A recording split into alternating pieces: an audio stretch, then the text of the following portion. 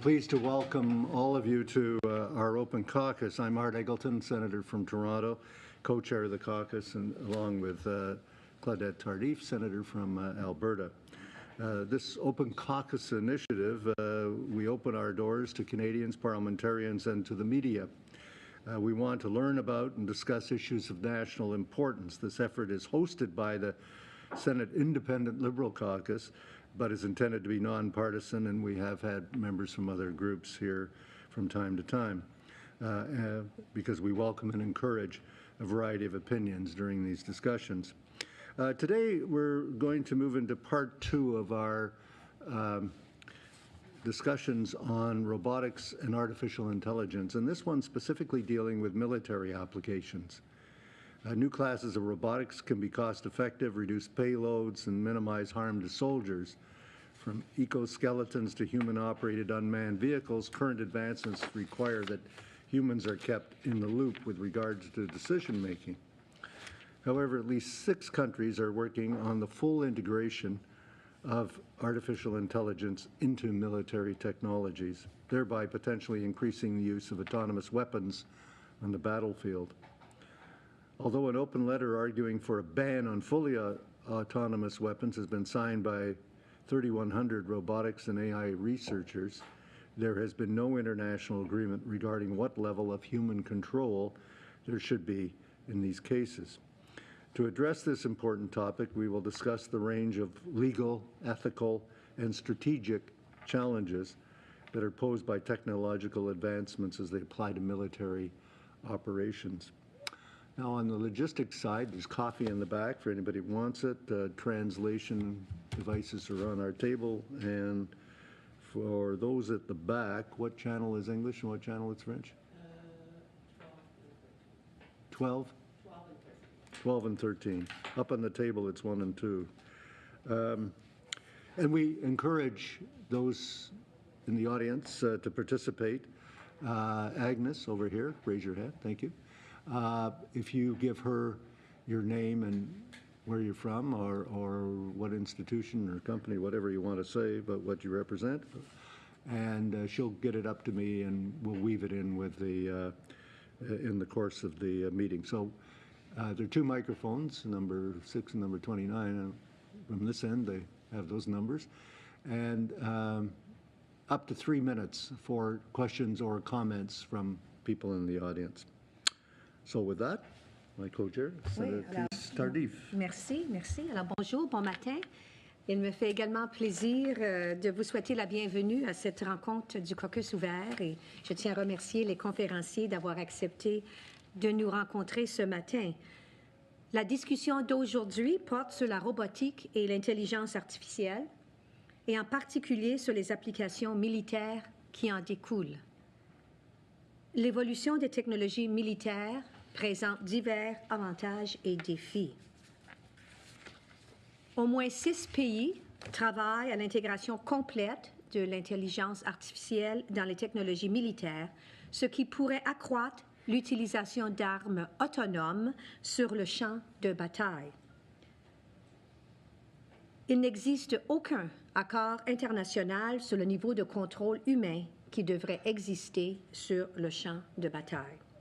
Afin d'étudier cet important sujet, nous discuterons des défis juridiques, éthiques et stratégiques que représentent les progrès de la technologie dans la mesure où ils s'appliquent aux opérations militaires. Alors, sans plus tarder, passons aux présentations de nos conférenciers. Now we have a panel of people quite knowledgeable in these areas that will speak to us today. We're missing one at the moment. We hope they'll be able to arrive soon. But first of all, let's start with Jeremy Littlewood, who is an assistant professor at the Norman Paterson School of International Affairs at Carleton University. Prior to joining the school in 2007, he worked at the University of Southampton and served as advisor under secondment to the Counter-Proliferation Department in the United Kingdom Foreign and Commonwealth Office. As associate officer at the United Nations Department for Disarmament Affairs also, and with the forces of the UK. holds a PhD and a BA from Department of Peace Studies, University of Bradford in the UK.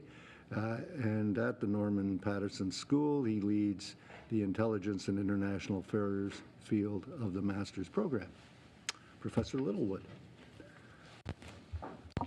Thank you, Senator. Thank you, Chair, members of the Open Caucus. Let me thank you for the invitation to speak here today on the military implications of robotics and artificial intelligence. It is an honor to do so. To contribute to this discussion, I want to focus on the military applications as they relate to lethal autonomous weapons and offer a perspective to you that's drawn from experience of other international arms control and disarmament agreements. An arms control or disarmament approach to lethal autonomous weapons, or a ban agreement on such weapons, is intuitively appealing. However, it is far from simple in practice. Moreover, if a ban agreement is to be modelled on traditional arms control agreements, it is essential to think about the actual operation of such an agreement in practice over time. And this will entail thinking through implementation difficulties, compliance challenges, and detection, investigation, and enforcement of violations of any agreement, rather than simply focusing on negotiation tactics to achieve the agreement per se. Now, concerns about lethal autonomous weapons, or killer robots, as the advocates for a ban agreement refer to them, are, to use the words of one of the supporters of a laws ban treaty, based on speculative, futuristic, and fictional scenarios, given that even lethal autonomous weapons with humans either in or on the loop are very narrowly deployed at this stage. Proponents of a ban treaty consider this non-deployment to be a central rationale for the agreement. This preemptive control is in fact arguably easier when such weapons have not yet been developed or proliferated or are in the arsenals of many more actors. However, before this model of arms control is adopted, consideration of whether or not it's appropriate and how such agreements like it have worked in practice is necessary. 5 ban treaties are often cited as examples for a future prohibition on lethal autonomous weapons. These are the Biological and Toxin Weapons Convention of 1972, the Chemical Weapons Convention of 1993, Protocol 4 of the Convention on Certain Conventional Weapons related to blinding lasers of 1995, the Mine Ban Treaty of 1997, and the Convention on Cluster Munitions of 2008. While each of these does indeed have a degree of salience to the issue of lethal autonomous weapons, 2, I think, are more appropriate models. These are related to biological and chemical weapons.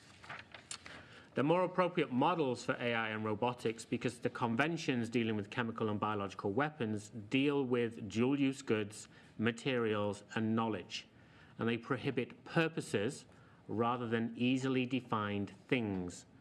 For example, botulinum toxin can be administered to patients to control muscle spasms, but is clearly prohibited from being used as a weapon or placed in bombs or missiles. Similarly, chlorine can be used legitimately for a number of reasons, including as a disinfectant or helping to make drinking water safe, but its use as a weapon is clearly prohibited. Neither chlorine nor botulinum toxin are prohibited per se, but their use is limited to certain purposes. In contrast to this, the Mine Ban Treaty and the Convention on Cluster Munitions deal with tangible and physical things which are defined as part of the agreement. Now, this level of specifics and these issues of single design characteristics will not be the case in lethal autonomous weapons. It's similarly not the case in either biological or chemical weapons. And definitional issues such as what is autonomy, what is a weapon, and the related issues such as meaningful human control or notions of humans in the loop, out of the loop, or on the loop are crucial to effective implementation of any future agreement. Distinctions between autonomous and non-autonomous may simply be related to either software code or simple decisions or non-decision procedures depending on the operation in question. Now, all of these issues are, in fact, relatively well known. The campaign to stop killer robots has as its principal aim to prohibit taking humans out of the loop with respect to targeting and attack decisions. But as this Open Caucus has already heard, AI and robotics have multiple uses in a wide variety of areas. We are not dealing with a technology or a platform or knowledge or materials and goods that are solely in the control of state actors, nor solely related to military issues. Indeed, much of each of these issues are outside state control and in the hands of many different kinds of actors in a wide array of countries. Regulating AI and robotics is more likely to resemble multi-level governance structures that involve hard law, soft law, and informal activities. We shouldn't forget equally that governments are bound by Article 36 of the First Additional Protocol to the Geneva Conventions, which requires a review of new weapons in terms of their compliance with existing international humanitarian law and the laws of armed conflicts. In that sense, then, I think the Open Caucus needs to think and consider a number of issues related to any ban on autonomous weapons, including the fact that the technology, materials, goods and knowledge are dual use. The military dimensions of AI and robotics are a subset of civilian dimensions, and the dividing lines between them are not at all simple. Use in military operations will evolve over time. It will include peacekeeping, search and rescue, humanitarian and disaster relief, as well as combat operations. And such systems may have the capability to deal with all kinds of scenarios, and their autonomy, as well as their lethality, may be variable and changeable depending on the operational environment they're deployed in. We should recognize that preemptive weapon bans do not always succeed. While we have a relatively good historical set of literature and examples to draw from, such as expanding bullets, succeeded, efforts to prevent submarine warfare and aerial bombing of cities both failed. Compliance with any future agreement will equally not be simple. Writing into law, and particularly international law, technological limitations that will be difficult to amend and revise in 5 or 10 years' time risks an agreement that will ossify and be bypassed or circumvented over time. And we should certainly recognize that investigating any future alleged violations of any agreement is unlikely to produce simple answers or findings that will be accepted by states, as is our current experience with chemical weapons at this point in time. So I think a most likely scenario at this stage is the establishment of a set of principles that are required by law and the existing requirements by law to undertake reviews of new weapons systems as they come online. To be clear for the Open Caucus, I am largely sympathetic to the issues and points raised in the support of a lethal autonomous weapons system ban treaty, as articulated by the coalition in making the case. But I'm also very wary of approaches that focus on a treaty without giving detailed consideration to its implementation and operation over time. An evolutionary approach that develops normative understandings and constraints, involves code of conducts as well as national or regional approaches, may turn out to be more adaptive, resilient and acceptable means to ensure control of future lethal autonomous weapons. Thank you, Senator. Thank you, Chair. Thank you. Merci, merci beaucoup, Mr. Littlewood. Thank you very much for starting us off. Our next speaker, Monsieur Ian Glenn, qui est chef de la direction, dirigeant principal de la technologie et propriétaire de ING Robotic Aviation Inc. Depuis 15 ans, sous la direction de Monsieur Glenn, ING intègre et invente de robustes systèmes de véhicules aériens sans pilote. L'entreprise fournit également des services dans le monde entier dans des conditions rigoureuses. En tant que pionnier des drones industriels, M. Glenn a créé de nouveaux marchés et capacités et introduit les UAV dans les secteurs des ressources, de l'agriculture, de la foresterie, des services publics, de la construction, de la défense et de la sécurité publique. Des prix nationaux et internationaux ont été décernés à M. Glenn et à son entreprise. De plus, M. Glenn est membre du groupe consultatif de l'Aviation d'affaires mondiale Canada. Bienvenue. Welcome. Merci. It's truly an honor to be here this morning to speak to this topic.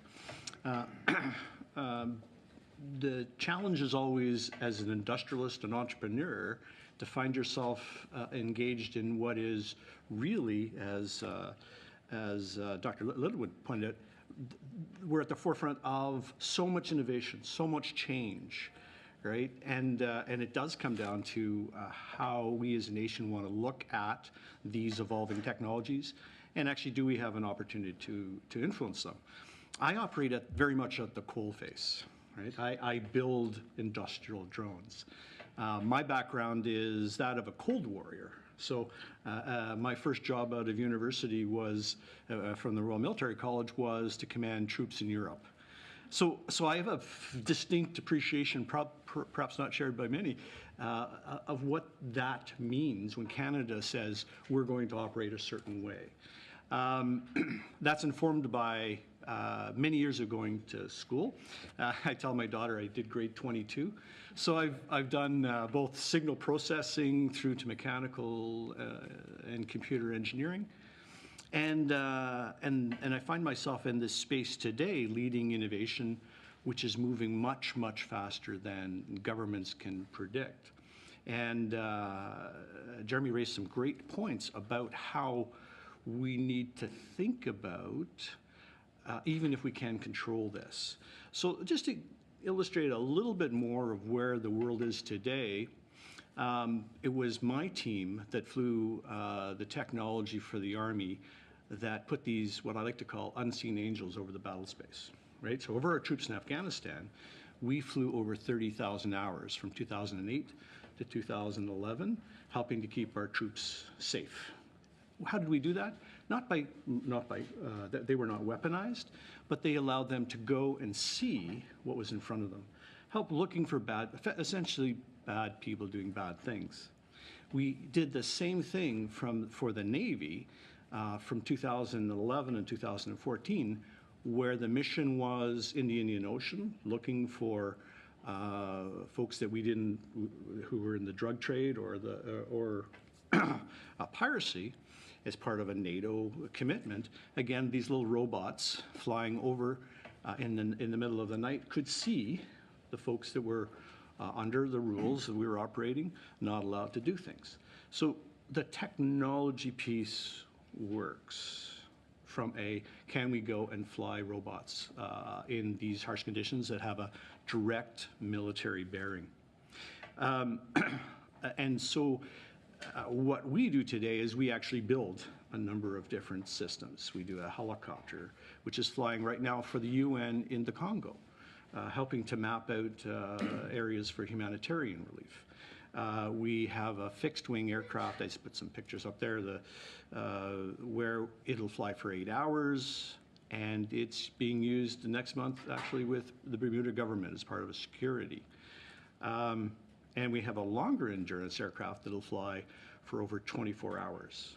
So the technology piece comes, and this is all, when we talk about dual use, this is all really, it might be helping with humanitarian, it might be floods, it might be food security.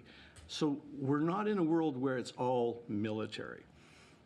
If we look at the state of play for drones in the military, we're all familiar now, and there's some great films about this, about the spy drones and killer drones. That used to be the only way it was. Well, the world has changed. In Canada, there are 200,000 commercial drones in operation. And so we see these things that used to be big are now smaller and smaller and smaller. But in the military context, because you've got these little quadcopters that are cheap and available, ISIL has now adopted them to fly over and drop hand grenades on troops. So the battle space changed. I mean, a soldier's job used to worry about, as you were moving through an area, you know, I have to worry about the guy on the ground and perhaps a sniper up there. Now there's this other dimension. So now if we bring in so that's the technically, can we go and do stuff? We can go, people are doing stuff all the time now, and it's not the military, it's pervasive technology around the world. So if we think about artificial intelligence and robotics, so the platforms exist, but we live in a confluence of technologies. So the same thing that Google and all of the automakers are now pursuing in terms of autonomous cars that have the ability to act when little Johnny runs up between the cars, right? You take that, and that applies now into the third dimension. Well, that's a good thing when you think of it for safe use of the airspace. So now robots can fly through the airspace and be safer than manned aviation. And we think about level of automation today in manned aviation. The average pilot in our aviation only touches the controls for about 7 minutes of the flight. The rest of it is all automatic, right? So where we're going on the commercial side is this idea of push a button, go survey the crops, go look for lost kids. All of the things that we want help with, the aviation component can now be done by a robot. That's a fascinating world. The challenge is when we think about weaponization. So, you know, we talk about human on the loop, in the loop. I mean, where we don't want to be, personal opinion, is we don't want the HAL 9000, right? I'm sorry, Dave, I can't do that. So between the ethicists, the philosophy, and the engineering, we have to find a way that brings that together so that we maintain some level of at least understanding what the robot's behavior is going to be. We want it to be deterministic. That's sort of the world where we're moving into. And I would say in many cases we're there, we just haven't necessarily, all the dots haven't been connected. But this is not a next decade problem. This is an immediate problem. We already have authority to fly, or to drive cars autonomously in Canada, right? So we have to think through these issues, and whether it's electronic warfare, or cyber peace, where robots play, or the delivery of ordnance. And we have this idea of fire and forget. As a military, or as a veteran and a former military, this ability to, I know I'm going to, this is a bad guy, I've gone through all of the rules that my country has given me, and I'm going to strike that individual with precision. That's not a bad thing, because that's what militaries do. How we frame it and what controls we can possibly put around it is the real question. So I'm delighted to have the opportunity to speak this morning. Thank you very much. Thank you. You've raised a question right at the end, which we need to put some further dialogue on. Good. Well, thank you for that very fascinating presentation. I'm sure there'll be lots of questions following up. Notre prochain conférencier, c'est Monsieur Jason Millar, titulaire de la bourse de recherche postdoctorale à la faculté de droit de l'Université d'Ottawa. Monsieur Millar s'intéresse à la conception, à l'éthique et la gouvernance en robotique et intelligence artificielle. Et il enseigne l'éthique et la gouvernance de la robotique et de l'intelligence artificielle. À l'heure actuelle, il effectue de la recherche sur diverses questions d'éthique et de gouvernance liées à la conception en robotique et en intelligence artificielle. Il élabore des cadres fondés sur des principes philosophiques qui pourront servir à réaliser une évaluation éthique des technologies de robotique et d'intelligence artificielle dans le contexte de la conception d'appareils et d'établissement des politiques.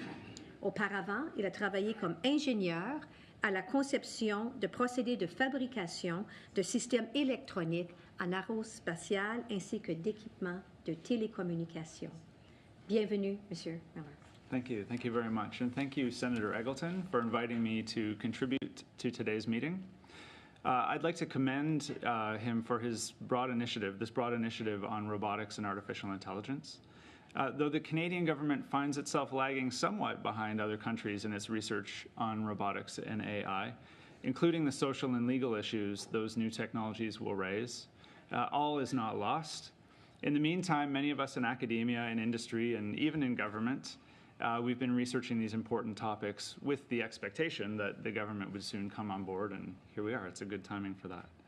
Let me start by telling a short personal story about donuts of a sort, ethics, and engineering. It's so Canadian, I know. Early in my engineering career, I was in charge of an assembly line that manufactured electronics for civil, military, and space applications. Most of my time was spent looking at rectangular circuit boards that would make their way into some aircraft or another. But one day, as I was looking through a box of parts that I needed to deal with, I noticed a very odd-looking assembly. Unlike its rectangular neighbors, this assembly resembled a donut. It was circular with a hole cut out in the middle. When I asked what it was, I was told it was part of a guided bomb unit, and the cutout in the middle was where the explosives went. And that day influenced me, and I think about it often in my work today. As a young engineer, it was the first time I realized the complicated connection between the things we build and the societies in which we deploy them. It was also the first time I realized that my engineering education had not prepared me well to investigate that link between technology and society. It turns out that most engineering programs don't, even today, unfortunately. So I've spent the last good part of the last 10 years researching that link, trying to understand how we ought to go about making decisions about technologies, given the significant impacts they can have on societies. So I was invited here today to speak about robotics and artificial intelligence in the military context. And I'd like to focus my comments on an ethical issue that has really dominated the policy conversations for the past several years. And that's the question that was raised already, whether or not we should be researching, developing, or deploying lethal autonomous weapons, and these are the so-called killer robots. I'd like to highlight a few key features of this ongoing public conversation, recognizing, of course, that it's a nuanced and complex debate that deserves a lengthier consideration. But first, let's get a bit clearer on the technology at the center of this debate, and I know we've had a little bit of description of that already. I'll add my 2 cents. So what are these lethal autonomous weapons? We tend to reserve that term, lethal autonomous weapon, for a robot that's capable of making the decision to use lethal force without direct human intervention.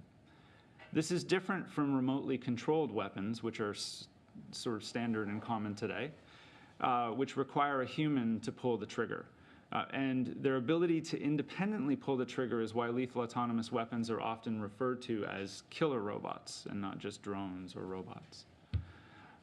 The term killer robot might bring to mind Hollywood's Terminator, another Canadian invention, which unfortunately is somewhat unhelpful to the debate. We see this in the media.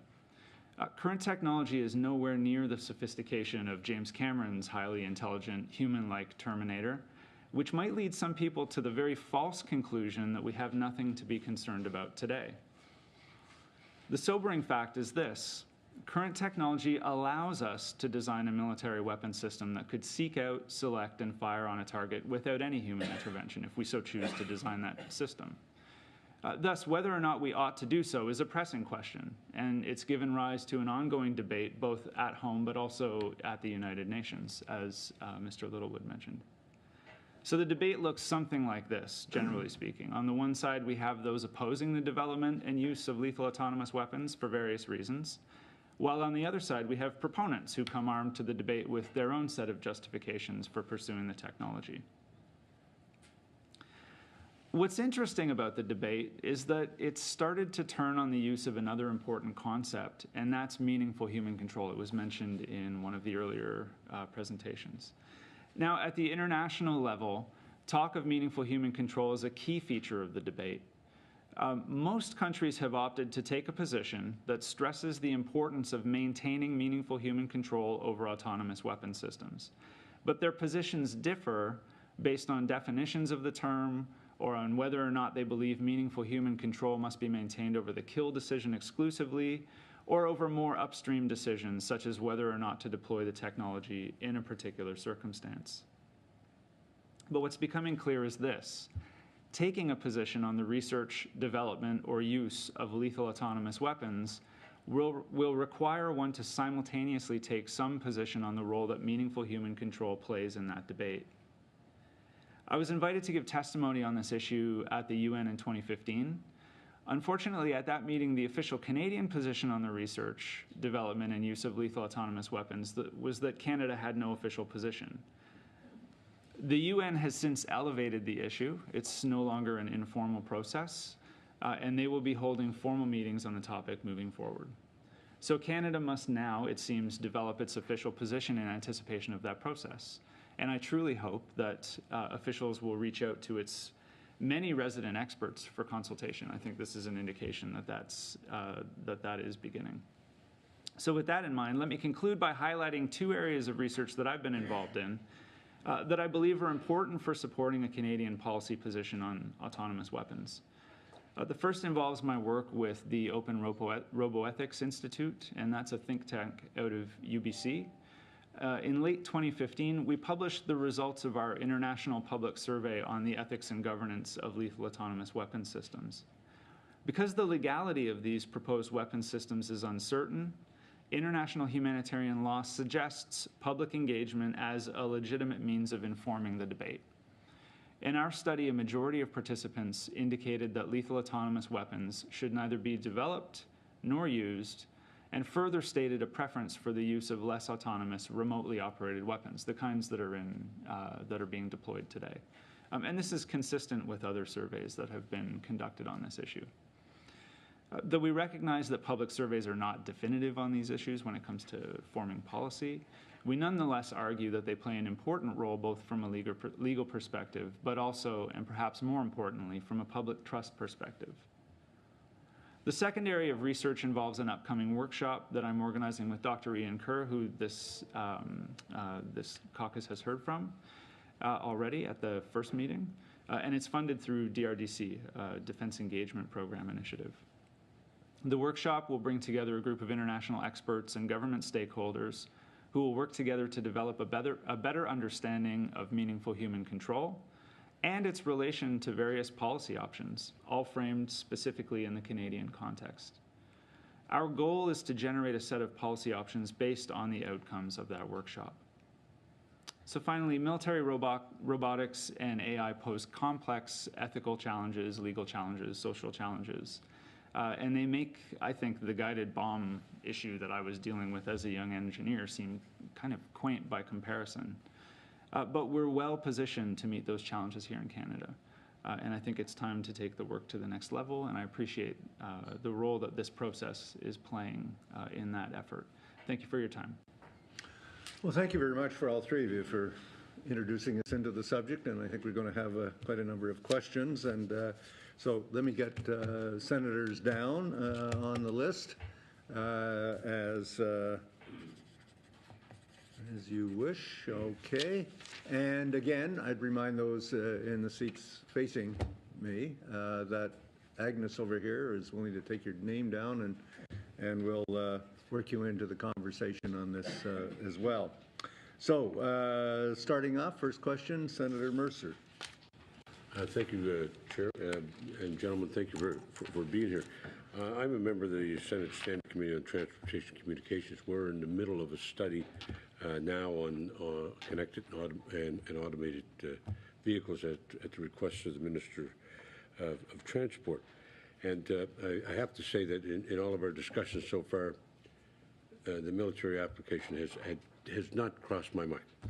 But now that we're here, you've raised the issue, and the question is how do we protect ourselves or prevent the use of automated vehicles as a carrier of car bombs, and they could be not only driverless, but they could be without anyone in them at all. So how do we do this? Anybody want to tackle that? Mr. Glenn? So thank you very much. This is the challenge with pervasive technology. Whether it's cars or flying robots, the technology is pervasive. Millions of them flying, right? The ISIS example really illustrates that. How do you protect yourself? Well, there's a growing field on the aviation side of counter UAV, right? Where we try to detect and then act to counter someone who's flying a robot at us with the intent to do something we don't want them to do. It's a very technologically challenging thing. But the more autonomous the vehicle is, the less it needs to depend on things outside itself, right, for navigation. So if it's using, GPS to navigate, well, we can jam GPS, but that affects us as well. But if it's smart enough to know where it is and it's got other ways to cue itself, it's going to act. So effectively, you can today build a car that can drive itself where we want it to go. The fact that it's packed with explosives is just ancillary to that. How do we counter cars that are smart enough to drive where they go, right? That is the challenge, and it's a non-trivial challenge. I don't have a pat answer for that, Senator. Thank you, and thank you, Senator. I think it's important to recognize in this context, when we're dealing with the kind of challenges you just raised, is to recognize that any security structure is going to be based on multiple layers. And so while Ian has correctly noted that the challenge is dealing with self-driving or automated vehicles, the idea of preventing such vehicles being used as vehicle-borne improvised explosive devices, to think through that is to think, okay, well then we're thinking about controls on explosives. We're thinking about controls on the precursors to make explosives. So it's adding layers to the level of difficulty for nefarious actors to achieve their objectives. It's not solely about the vehicle itself or automation in the vehicle. It's equally thinking through the back-end issues here in terms of, well, if you want to make a car bomb, you need both a car and you need both a bomb. And that gives you 2 points of entry where you can build in obstacles. And so it's one of the challenges here will be thinking a little bit more holistically, not just being drawn into the automation aspects, although that is still, as you noted, an important aspect. Comment? I can offer a quick comment. I think that with these technologies, with any technologies, as was already mentioned, these technologies can be used for good and bad. This is the kind of cliche that we say. When it comes to protecting against driverless cars as bombs, I think we have the very same issues, mostly the same issues that we would have protecting against human driver cars with bombs in it.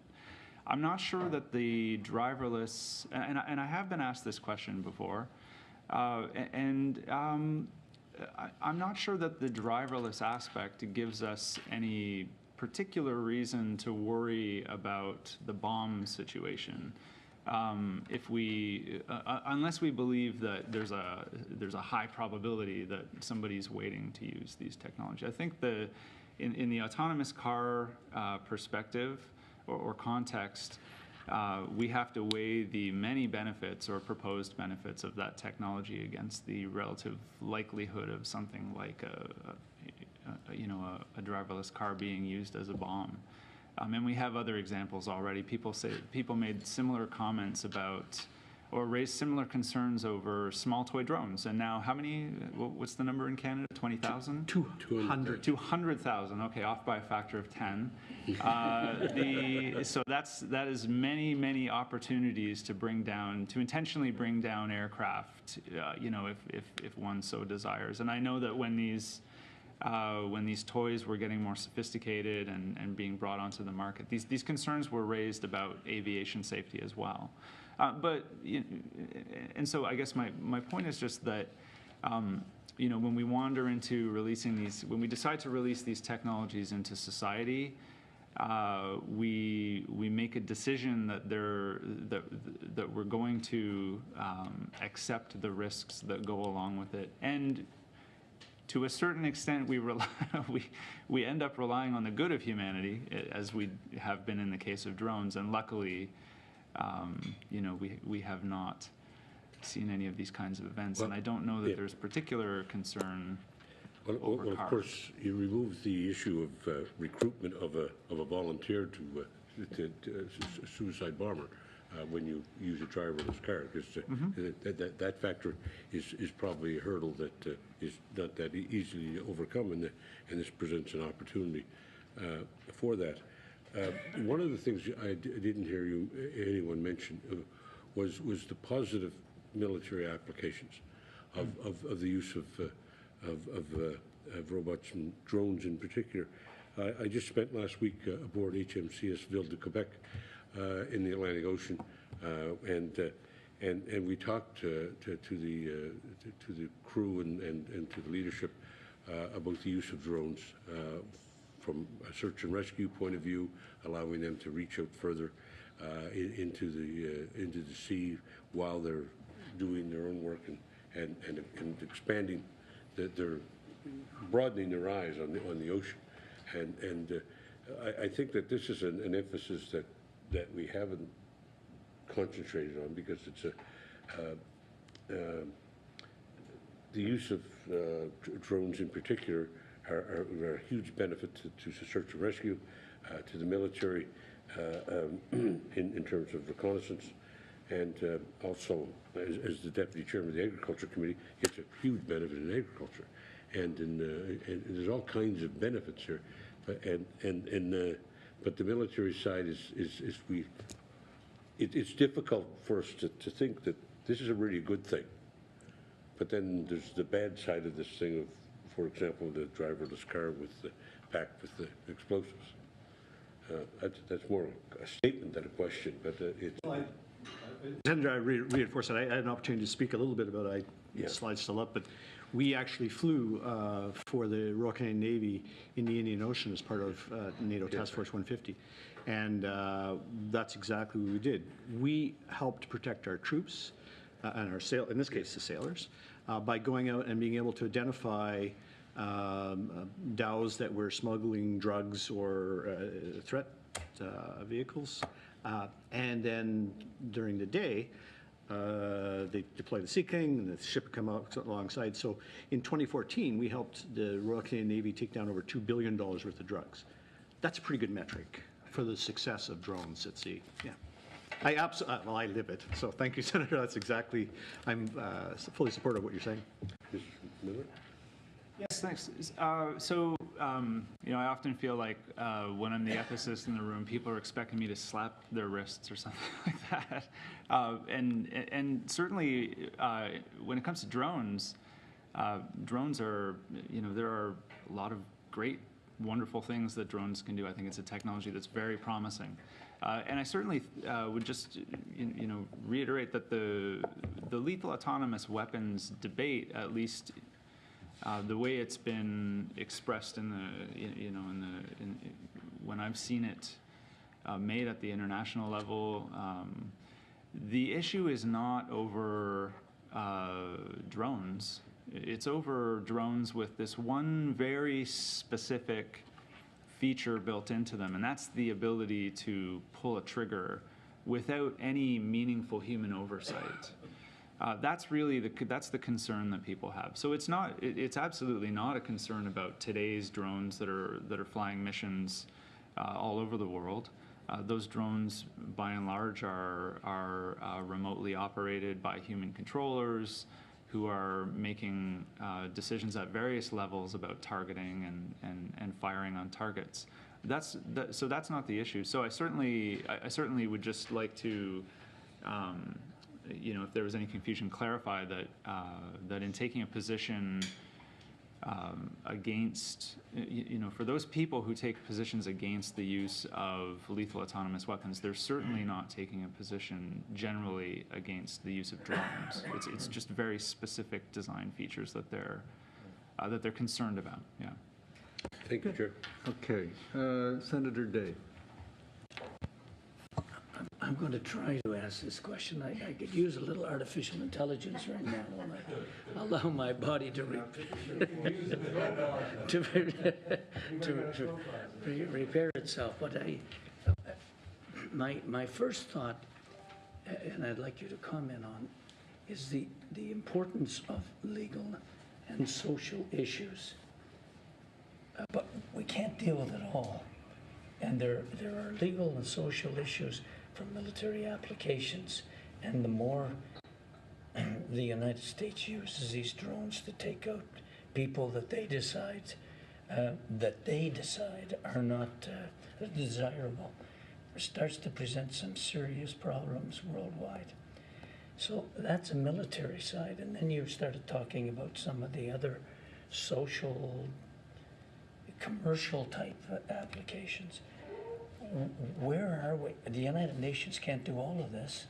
We can't do it all in one big meeting. So where are we in relation to dealing with the legal and social applications to catch up with the commercial and military side of things? Right. So I will speak not as a lawyer. I'm not a lawyer. So in terms of the legal issues, I'll speak generally. But certainly, I would expect that if there were a lawyer here, they might want to clarify what I'm saying. So that's just the start to this statement. So. From a legal perspective, my understanding of the situation is that there is still some question, of course, and this is just the way the law works. There's still some question as to whether or not lethal autonomous weapons would be able to meet the requirements of international humanitarian law. So that's an open question. Some people argue that they will be able to for various reasons, and others are adamant that there's no way that they will be able to meet the requirements. And there are steps that militaries need to walk through in order to use under international humanitarian law in order to deploy or to use lethal force. So that's an open question.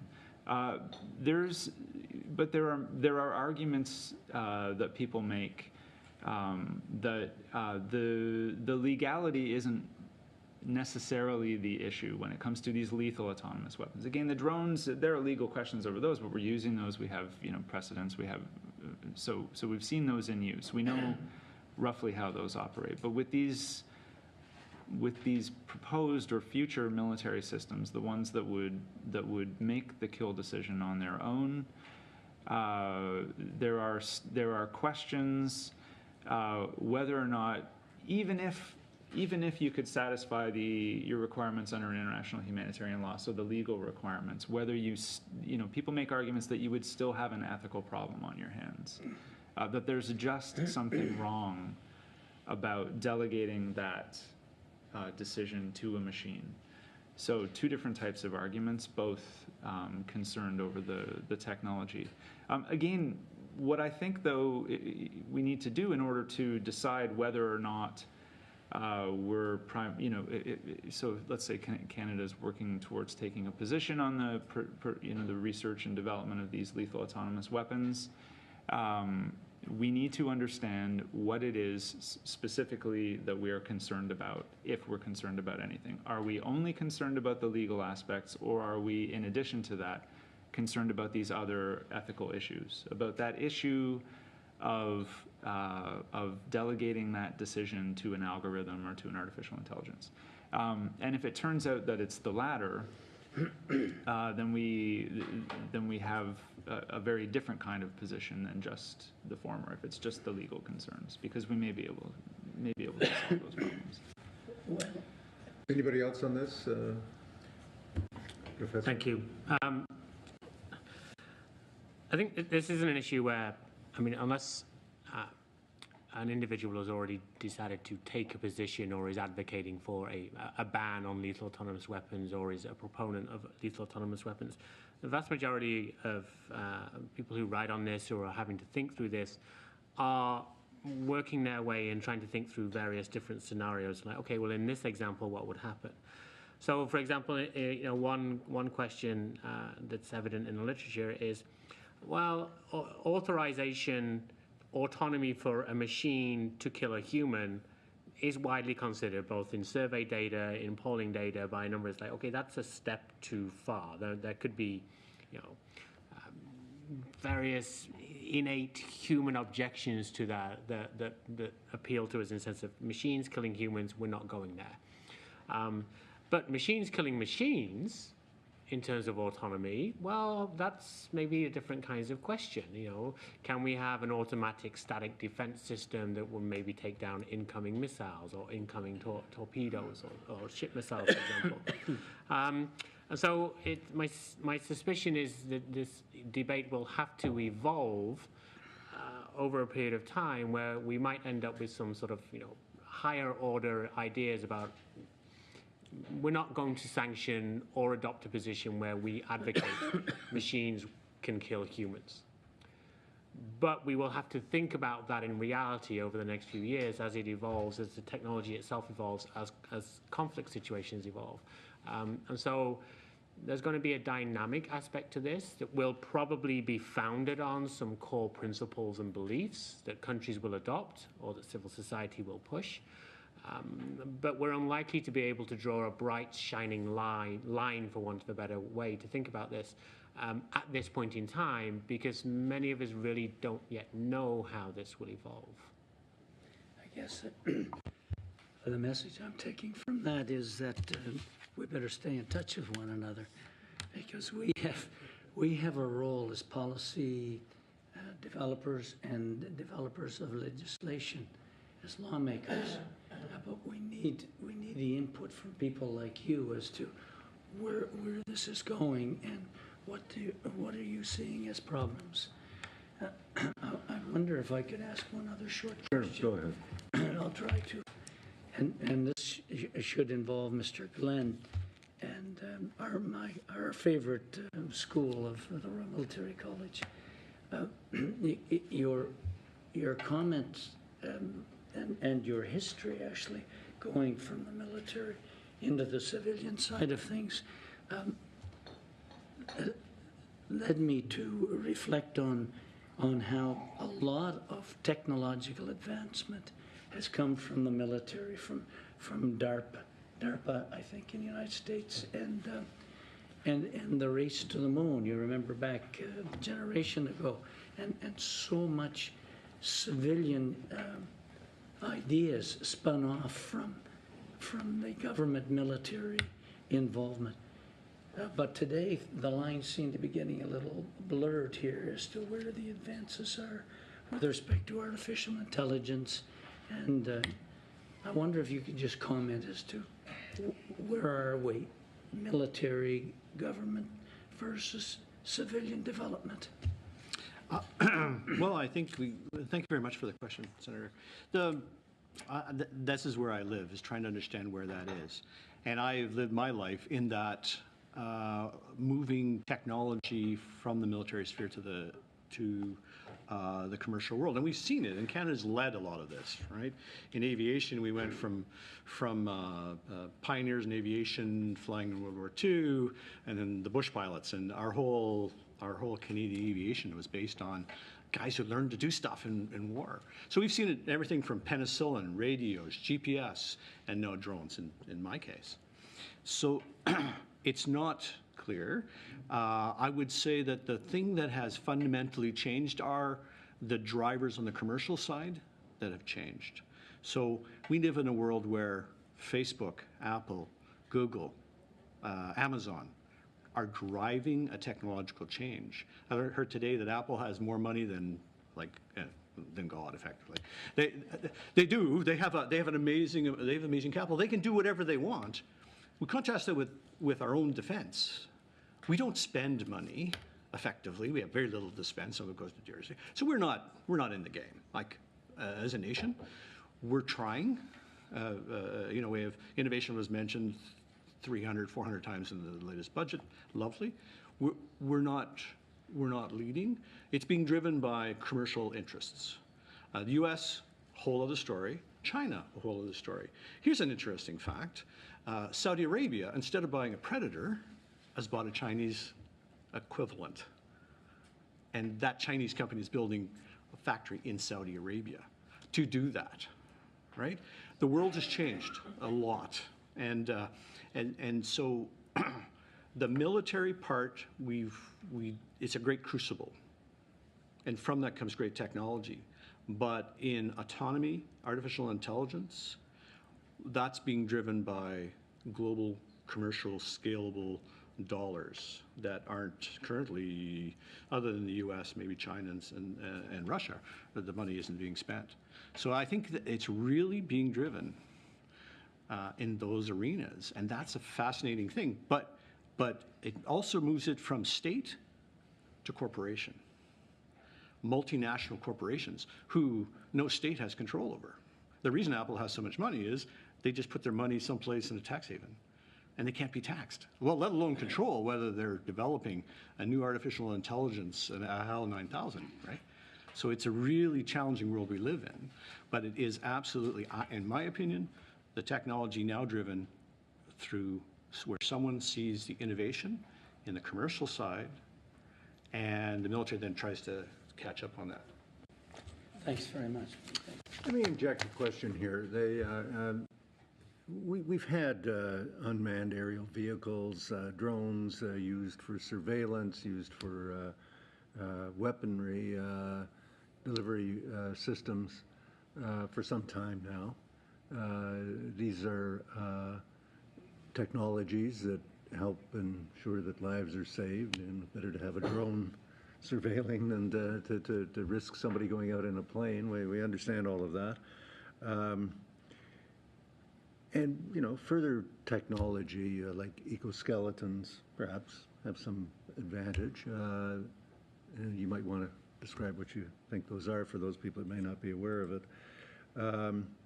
But the real crux of this thing gets into how far we go with lethal autonomous weapons or killer robots. I think Professor Littlewood, you just said, well, we could have a machine making a decision based on a missile to hit a missile. But where do we draw the line there? Do we say, no, you cannot have a machine making a decision to hit a human? At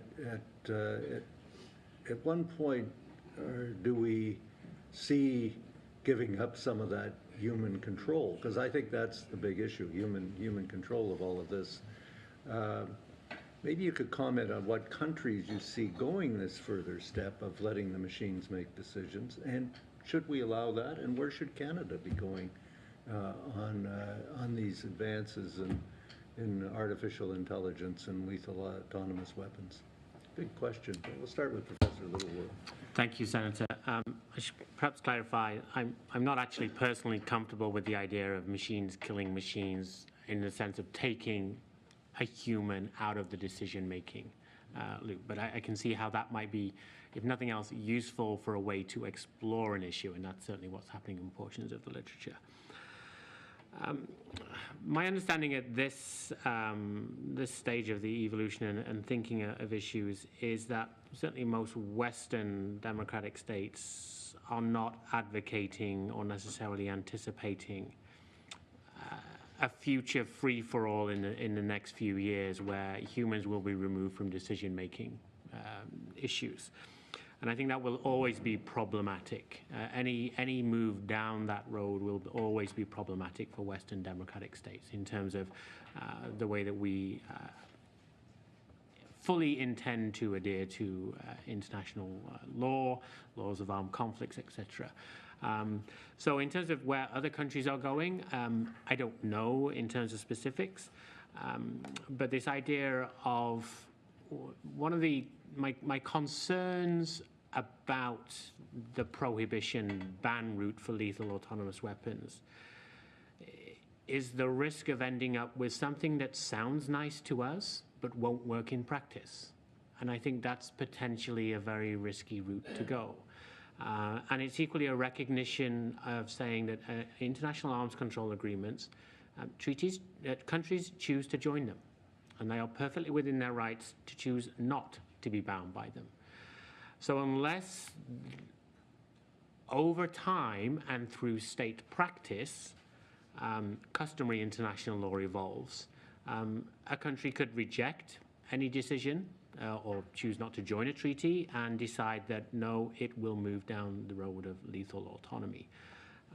So we could end up with a kind of a variegated approach, which I suspect is one of the reasons why a number of Western states are moving quite slowly on this in an attempt that it might be better to have something in a few years' time where you have more key partners involved and accept it, as opposed to moving on something quickly where you get rejectionists who then find it hard to come inside at a certain point in time. Balancing that in terms of correct in terms of the timescale involved here, whatever the level of decision is in terms of a ban or limitations on deployment and use, etc., is of course always difficult in an arms control environment.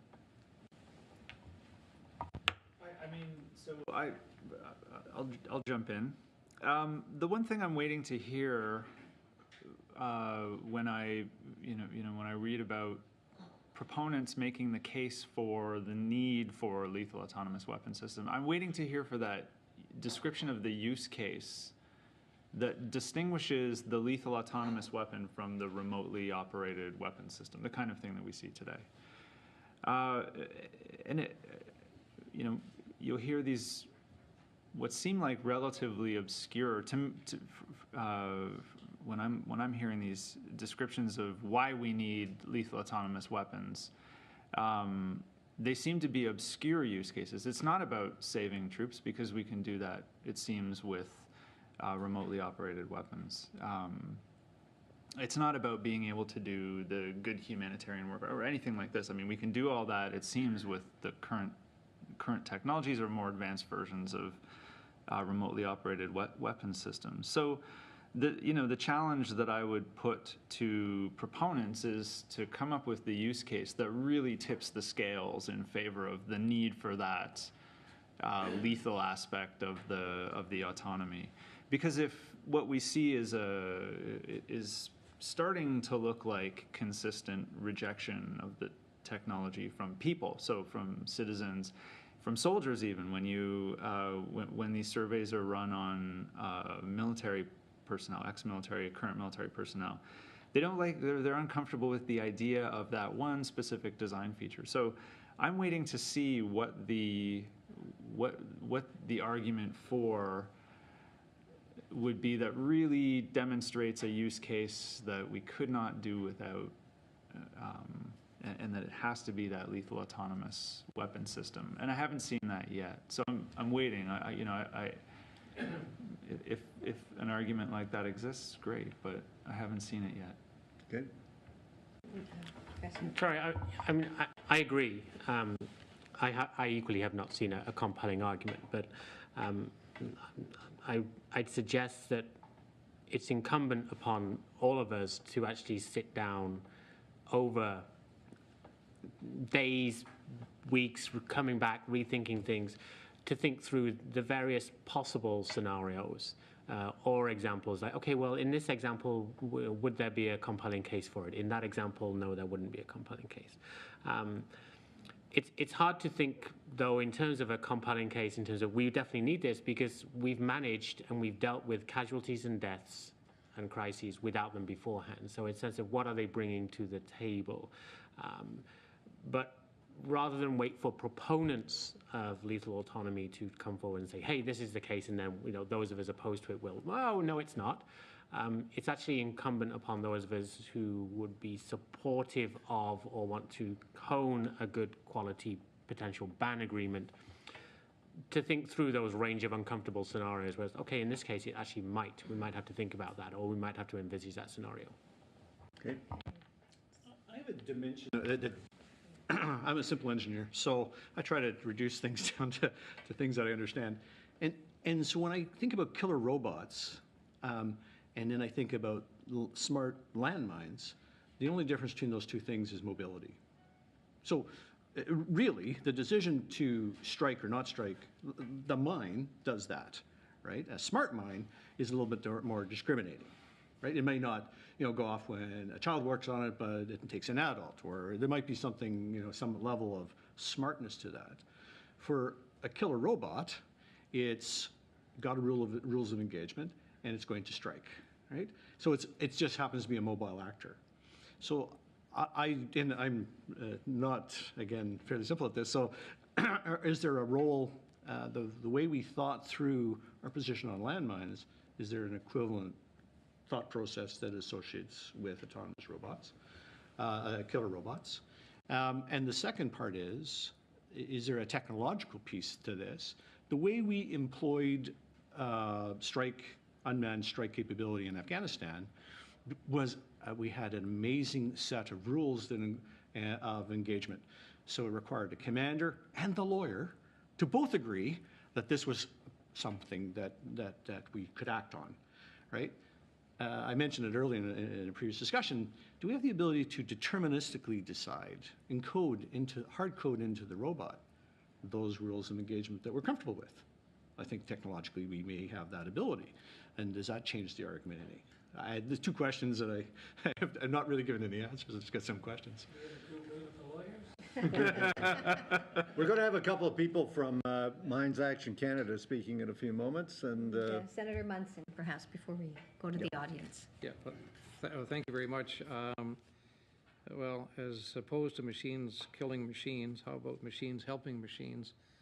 When I was here earlier, and I hate to get away from all this lethal military application business, but I'd like to look at the humanitarian side of robotics. And Mr. Littlewood earlier mentioned, I don't know if anybody talked about this, in terms of keeping things simple, you use the words humanitarian and disaster relief, and Canada has had a place in the world of being there for humanitarian and disaster relief. And in terms of robotics, I'd like to know what is, and artificial intelligence, what is happening now and what could happen in the future, and how could governments apply robotics and artificial intelligence in these kinds of fields. Professor Littlewood? The simple answer is I don't know. I'm one of those scholars who worries about the nefarious uses of technology as opposed to the positive and overwhelmingly positive uses. So where Canada is now in terms of thinking about AI, robotics and other issues and its uses in peacekeeping, humanitarian disaster relief, I simply don't know the details of that, Senator, I'm afraid. Does somebody know? Mr. Glenn? I can talk for far too long on this, so I won't. But this is a key role for robots that fly. We had a job, this is a very Canadian job, looking for moose footprints in the snow in northern Ontario. 10 kilometer by 2.5 kilometer box. We imaged that at 2 centimeter resolution. So drop your phone, you'd find it in the woods. You had to find the footprints of the moose. We found moose as well. This ability in 5 hours to map 25 square kilometers at 2 centimeter resolution. Think of a disaster, any disaster. The West Coast, we have an earthquake. Up in Whitehorse, there's an earthquake. You've got destruction. You've got a number of issues. You send the robot up. You've got persistence, and you rapidly map. And now you know exactly where to send your aid, right? And then when you're deploying aid, you have this ability to provide communications and further assist whatever teams we're deploying in there. So first we get communications in there, we know exactly what's going on. That's a role that we can do today.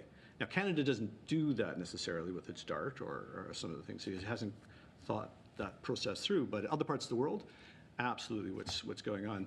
On the picture of the upper right-hand corner there, we have a helicopter that's flying for the UN, and that is part of their UN MONUSCO mission, where they're mapping as part of some of the refugee issues that they have. So there's a huge role for real-time, great, much better data we can get from satellites. Yeah. So just supplementary, you're all from the academic community. Well, two of you are. You're a businessman. Okay, well, that's fine. But have applications, what is happening within the academic world? Is there enough emphasis in terms of research and development going on in this country with those innovative young people in the country who seem to be, from my perspective, being left behind in some of the money that is out there to apply both from an academic level and both on an individual startup company level? And there seems to be an incredible emphasis towards the big people involved. And I'm hearing feedback from a lot of young people that there's so many wonderful ideas in terms of robotics and other issues, and where can we go and within the academic community and as a country in further developing these kinds of new intelligence? So, I mean, if you ask academics, they'll always tell you that more money is welcome, right? And it's true. So in this area, I think my Twitter feed lit up when the announcement was made earlier this year that money was going to go specifically to robotics and artificial intelligence research. That was a very welcome move. Because for several years now, we've seen other countries moving on these issues, putting a lot of money and emphasis into robotics and artificial intelligence, and we were waiting for Canada to respond. So, the more money, the better. But obviously, when you have to balance things out, some money is good. We see money coming in now, and I think that it's a smart move. I think it will help to establish some of those labs and some of those groups at various universities that are looking to build out their capabilities in all areas, not just technological, but also the governance issues. Because my area is mostly with autonomous driving, and I know that the policy issues that need to be dealt with in order to deploy the technologies once we have them they're significant as well. I know we've seen that with drones as well. I'm sure you've dealt with the ongoing efforts to find ways within the law to fly your drones all over the place, and it's challenging, but it's work that's sorely needed. Yeah. 21 years of it. 21 years. There you go. Okay, Senator Joyal. Thank you, Mr. Chair. It's not because I'm vicious, but I would like to come back on the law issue aspect of it, or the legal aspect of it. I think that Canada has played a meaningful role in the past in relation to international initiatives that were not very popular by the superpower, i.e. the International Court, the International Court of Justice. Not all of them subscribe to it, but nobody would question that it has an impact. I.e. the landmine initiative was taken by Canada. Not all the country, of course, subscribe to it. We know who are and for which reasons. The same with initiatives that were taken in the control of the nuclear armament. We cannot prevent people from using it, but at least there is an international commission that oversees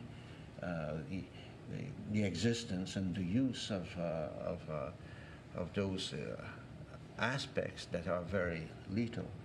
It seems to me that Canada should take the initiative as much as it pour money into artificial intelligence, and I was applauding it to it myself. I think that Canada has a role to play internationally to initiate the debate at UN, leading to and aiming at proposing an international treaty. Of course, China will not sign, Russia will not sign, Israel might not sign, South Korea or United Kingdom, the main proponent of the technology. But it will have an impact internationally on setting guidelines. And I think it is an initiative that the country was positioned to do that. And by just, sitting on the sideline and thinking that someday somebody somewhere will be good enough to take an initiative is dreaming in color. Because the money that is poured there by the private sector, as you well illustrated in your comment, is so big that we are, overtaken by it. I mean, what happened in the military is what will happen in the private sector. Jobs will be abolished that today are occupied by, quote, manpower that in years to come will be only robotic. So the challenges of that new technology is there, and I don't think we can sit idle and say, oh, somebody's up there, we'll establish rules, but meanwhile, let's things go the way they are now. I think the strength of the economic movement behind this is so much so that the state have to intervene to try to, establish at least guidelines. publicly and have countries around the world to rally to it. That's the way I see it. Otherwise, it's going to be the jungle at a point in time. The superpower will be the one that will be dictating the rules. Who would like to respond? Professor Littlewood? Thank you. Thank you, Senator. I think it's important to emphasize that efforts are being undertaken in this area. That, in fact, the establishment of the group of governmental experts decided in December of last year to deal with lethal autonomous weapons under the certain conventional weapons sort of framework agreements is occurring, and Canada has made statements. Canada has been involved, as has the US and others. The CCW, certain conventional weapons, the CCW agreement, as it's known, is renowned for being, in some harsh judgments, a place where good ideas go to die slowly, or a place where things move very, very slowly, and only occasionally in the right direction. And its frustrations with CCW, which in part gave rise to the sort of mine ban treaty and cluster munitions. So I don't want to. I would want to characterize the ongoing discussion as Canada is involved, but Canada's state-level, government-level considerations here has to take into account many different views. There are the legitimate views from civil society, from ethics, from arms control proponents who are like, let's just ban this, let's do it before they proliferate. And there's a certain level of attraction to that. But we equally have to think through, well, hold on a second, when we get involved in hostile combat operations, we are always abroad with our coalition partners. And being able to work with them efficiently and effectively is essential to our own contribution to such missions, as well as our own sort of safety and security itself. And so there are, I'm not supporting current government or past government positions per se. What I'm trying to suggest is the government has an unfortunate reality of having to juggle many, many different things and think through a future which, in fairness, none of us know what it's going to look like in the next 5 years in this area. But there are issues going. There is an international initiative here, and efforts underway. I'm not going to make a personal judgment on whether I think that is moving fast enough, moving too slow, because I think it's important to hear many different kinds of views on that at this point in time. I mean, for the most part, I agree. I think that you see, with I guess one difference. So I'll say that, as I said in my statement, that I think I would agree with you more, Senator, that it's time to make some statement, even if it's sufficiently vague to cover some future probabilities. A statement is, in some direction, is better than no statement. And I think that if where other countries are making those statements, superpowers and others, we should add ours to the pile and at least have something to put on that pile. So, yeah, I mean, that's my focus is on motivating, insofar as I can, movement towards a statement, a policy position, right? So the work that we're doing is hopefully going to contribute in some small way to that. Okay, that's it. Okay, I'm going to go to the floor. Now I have,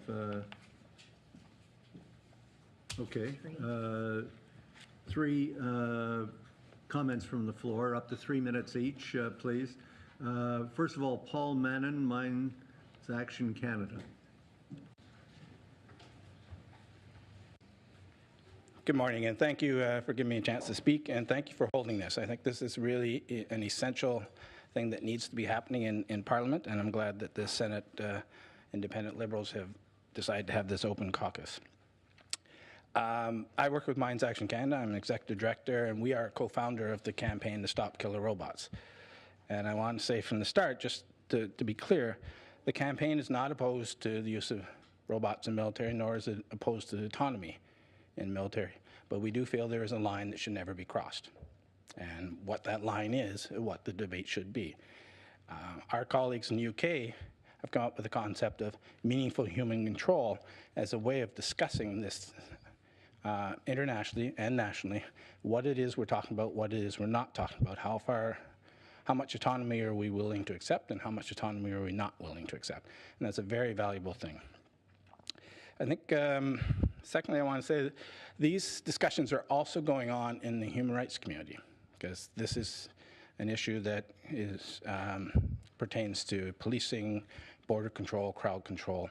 So we have two parallel discussions, and again, nationally and internationally on these issues, but it's basically the same technology. So when we do this, we need to make sure that we are talking about the same thing, and we don't end up in one stream saying these weapons are perfectly fine, and another one saying they're totally unacceptable. Just so you know, in the disarmament or arms control world, they are called lethal autonomous weapon systems, which I don't like, laws for short, because I want to ban them, so I don't want to ban laws. I want to actually ban autonomous weapons. In the human rights community, they're called lethal autonomous robotic systems, so just so you know. And as an example, before I started doing this work, which I've been working on for 20 years, I was in the humanitarian aid community. And I can see tremendous potential for humanitarian uses of robotics. Aid delivery would be a prime example, but also in my current work, I can see robotics being extremely helpful in explosive ordnance disposal, for example. So we're not opposed to that. We're just trying to get to the point where we think we should never go, and that is really basically the kill function. Who makes that decision? Who makes the decision to target? Who makes the decision to fire? I do want to pick up on a couple of things that people have said. I do think it's essential that Canada gets a national position, and I think we are well positioned to do that. We have some of the best scientists. We have renowned artificial intelligence experts in this country. We have fabulous engineers. We have commercial companies that are doing great work in robotics, and we have terrific academics and a lot of NGOs who are interested in this. So I think if we have a full national, an open, comprehensive national discussion, then we will come up with the best national position in the world. And there really aren't any governments in the world that have a national position yet. There are two governments that have said internationally they think it's premature to talk about a ban, and there are 19 that have said there should be a ban. Everybody else is in between.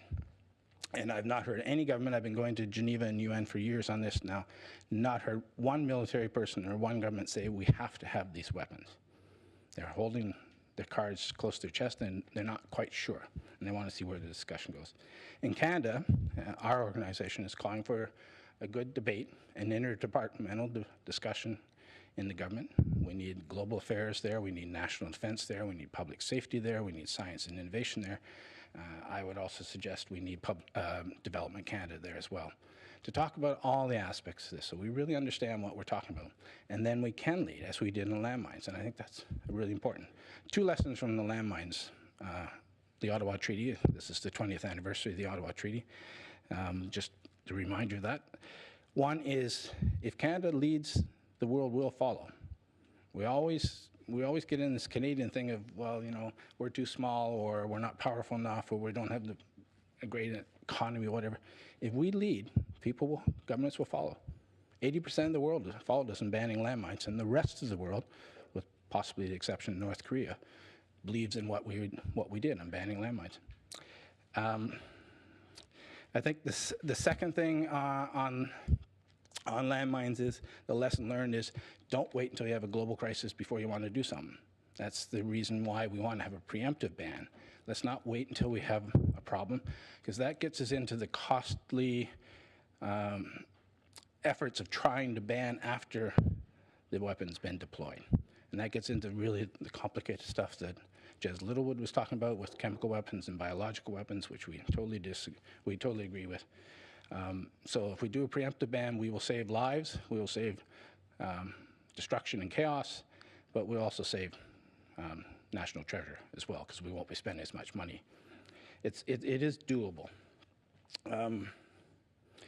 And then just one, since I do work on landmines a lot, I just want to clarify, smart mines are actually mines that are supposed to deactivate or deneutralize within a set period of time. They cannot tell the difference between a civilian or a child or a soldier or a combatant. So the reason both landmines and cluster munitions, which both have been argued to have those smart features, are banned is that those features don't actually work.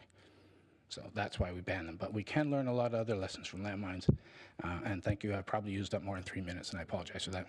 Oh, very, very valuable comment. Thank you very much, Mr. Mann. Also, Aaron Hunt, is it, from same organization? Yeah. Good morning, everyone. I guess I'm very pleased to be here this morning and adding a little extra gender balance to Madam Senator this morning. As Paul mentioned, Mines Action Canada is a co-founder of the Campaign to Stop Killer Robots. So I just had a few things I'd like to sort of respond to from this morning's conversation, which I think was very interesting. And I'm really sorry for the translators. I'm going to talk really fast to keep under my 3 minutes. So on the dual use issue, I'd just like to highlight the fact that there is no dual use for a kill function. You have dual uses for so many robotics aspects of military hardware, but not for the kill function itself. For example, one of our colleagues that works on robotics always explained it to me like, we can have a armed ground robot who patrols perimeters, whether it's a border or a perimeter around a military institution.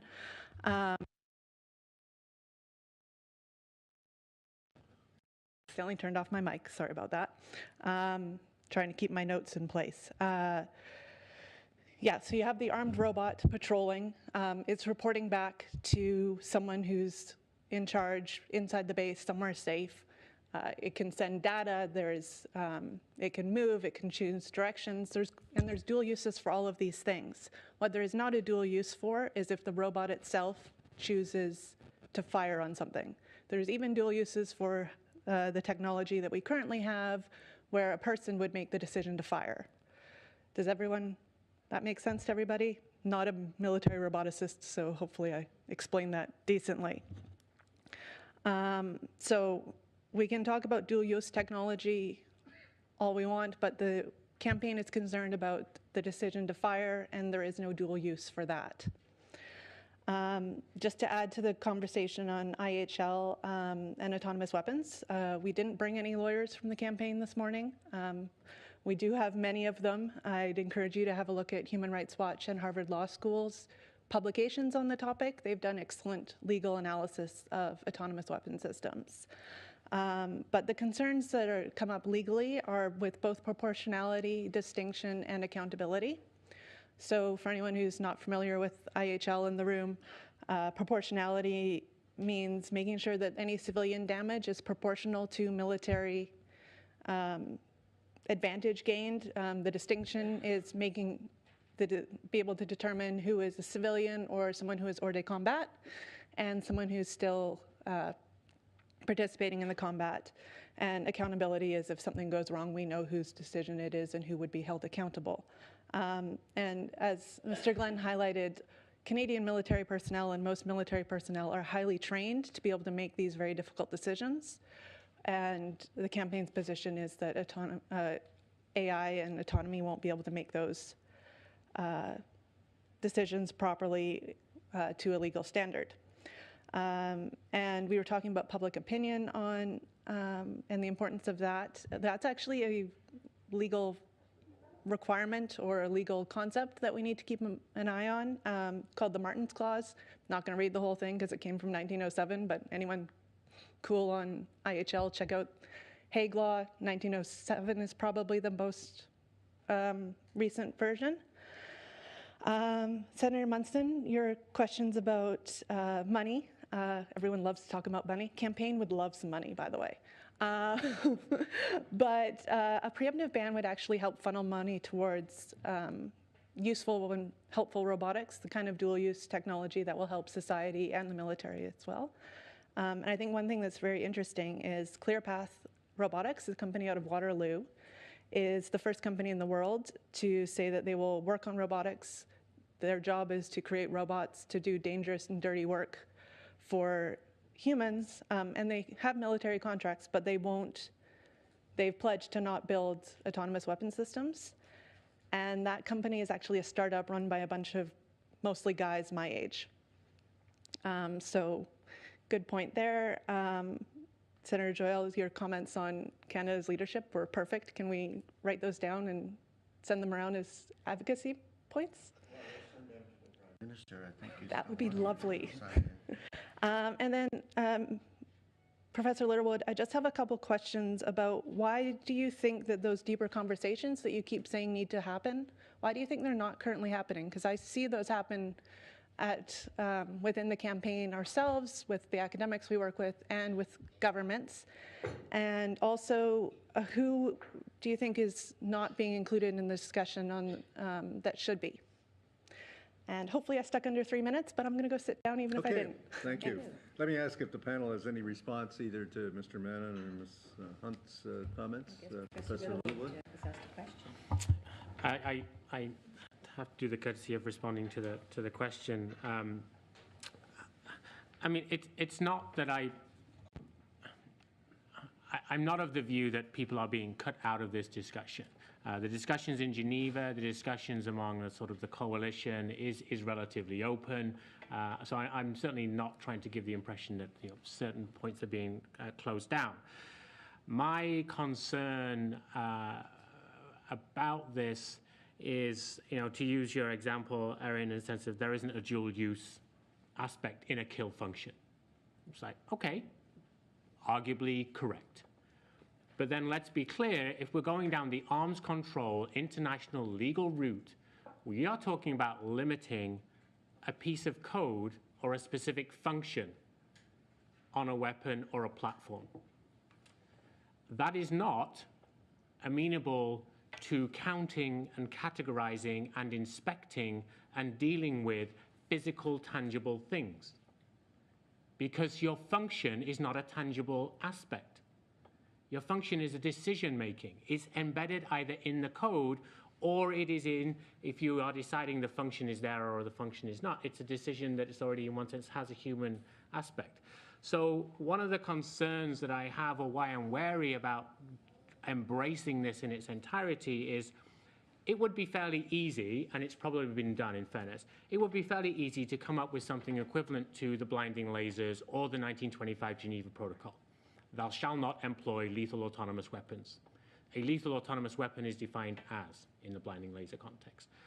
But we're not getting an international organization to administer that unless you can define precisely what you are identifying, and that states will then declare we have X of that and Y of not, and the rest of it is off limits.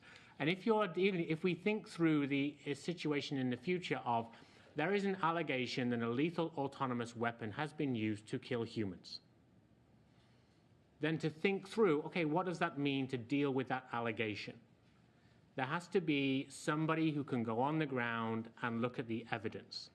That evidence is likely to involve munitions, but it's going to require equally experts on understanding how the machine was coded, the control issues. It's all possible to develop that, but it's incredibly complicated. And so I'm wary about this issue, or the fully embracing we should go for a ban treaty, because in fairness to NGOs and coalitions of NGOs, who I'm broadly sympathetic to and supportive of, you are advocating. You have a narrative here and you are advocating for a ban. That's your job, I'm sympathetic to it. It's not that simple. You have to think about how this is going to work. If we are going to draw a line in international law that says, thou shalt not use lethal autonomous weapons, great, let's do that. But let's equally accept that there are limits to it, because we will be heavily reliant on every single actor who has the potential to develop them not to cross that line. If you are then going to say, but we want to investigate allegations of use or non-compliance, as in country X, you are actually developing lethal autonomous weapons, you need a very complex, sophisticated back-end inspection mechanism that can do that, and it is credible and will be accepted by the state actors who will basically control either the territory where these are being used or developed. And I'm not seeing that. I'm not seeing that in a way that gives me a great deal of confidence. The line, the Geneva Protocol equivalent, yeah. The blinding lasers equivalent, probably. something akin to what people are talking about in traditional arms control, with an institution, with an investigation mechanism that can handle some really complex compliance issues. I don't think we're there yet, which is why I'm wary. It's not that I'm unsupportive, and I'm certainly not against, but I am wary. Okay. Thank you. By the way, on the question of gender balance, we did invite some women to join the panel, but unfortunately only men accepted. But anyway, pardon? Yeah, Senator. Oh, no, I'm talking about the panel. The panel. Yeah. Oh, well, okay, overall, the table, yes, indeed. Okay, and one more from the floor, and it happens to be a member of Senator Day's staff, going to save his voice, I guess. Caitlin Grope is going to ask about aerial imaging. I'm Caitlin? sure I'll be far less eloquent than Senator Day. But my question is mainly as a follow-up to Senator Munson's question, and it's for Mr. Glenn. It's more so on government applications of this technology. So one of my first jobs was as a aerial photography annotation assistant. So we initially started with large rolls of film, and then I saw us move over to digital. So my question largely, I know it's a relatively boutique or niche field in Canada, but you were talking about in natural disasters how we have much better data than we could acquire from satellites even. And a lot of the contracts we did were largely on fire mapping, provincial mapping of highways. We did mapping of a lot of northern communities. So the traditional method would be you send a pilot up with a camera operator in the back. We've discussed already the commercial applications for these technologies. So my question would be, when do you see us moving away from the human factor in that at all, considering it's a relatively benign industry? Thank you. That's a great question. And the issue is not about the technology at all. Aerial photography space gives you 30-ish centimeter resolution. So square pixels like this. Sometimes they're this big, but some, depending, if you're really good on a nice day, you're going to get pixels like this. Where it makes sense is you can, with a robot, is we can do, as I said, 2 centimeters. Where we did for Via Rail and the O-Train, we actually imaged some of their critical infrastructure, where we're down at 0.2 centimeters, so we can see the bolts for railroad crossings. We think of rail safety and all the security aspects of that. The issue really is ability to fly safely in the airspace, and Transport Canada, which has a constituency of 33,000 manned aircraft, still not catching up with the 200,000 unmanned aircraft. So it's a policy change that Canada has to make to enable drones to fly beyond visual line of sight. There's a technical solution called put transponders on everything, so we all tell each other where they are. And that will completely enable the industry. To give you a comparison cost, when we flew to look for moose footprints in the snow, we had to have a chase aircraft. I called it my big yellow chaperone. It was a 7-seat Airbus helicopter following us around. After 2.5 hours, we had to come back to land so they could go get a coffee and put 440 liters of fuel on to 2 for my little aircraft. So in Canada, we have these vast infrastructure. We've only mapped 40% of the north. We've got forest fires. We've got greenhouse gases we want to track for our pipelines. We have the technology to do it. We don't have the enabling policy from Transport Canada that says robots can fly safely with other air users. There's a way to do that. We haven't got that. When that happens, we will see as a nation an opportunity for us to lead the unmanned aviation piece as we once did for manned aviation. It is a bit of a soapbox for me, sorry. I wanted to throw in a question. We've been talking about Canada taking a leadership role, developing policy on some of the issues that we've discussed.